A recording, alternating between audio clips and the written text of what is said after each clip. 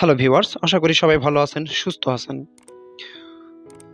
Printer installation একটি খুবই সহজ একটি প্রক্রিয়া, যে কেউ ইনস্টল করতে পারবেন।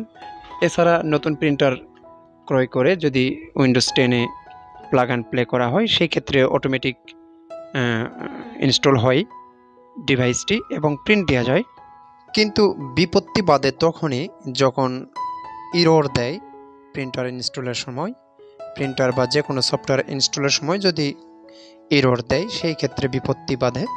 এই যে দেখুন, যদি ইনস্টল করতে যাওয়া হয় তখন এই রকম একটা এরর দেয়, the printer is not found, please check the printer's connection.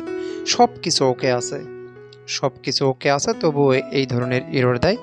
তো তার জন্য যেটা করবেন, এই সমস্যার সমাধান হচ্ছে, যদি উইন্ডোজ সঠিকভাবে আপডেট না থাকে, উইন্ডোজ 10 হোক আর যেটাই হোক, সেই ক্ষেত্রে এই এররটি আসে।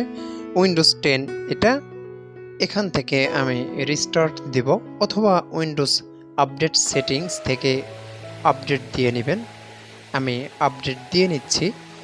বারবার উইন্ডোজ আপডেট সেটিংস থেকে যতক্ষণ না কমপ্লিট হবে ততক্ষণ আপডেট দিতে থাকবেন। এখন এখানে দেখুন চলে এসেছে। আপনার যেটা যেটা এখানে প্রয়োজন সেগুলোতে টিক দিয়ে ইনস্টল ক্লিক করবেন।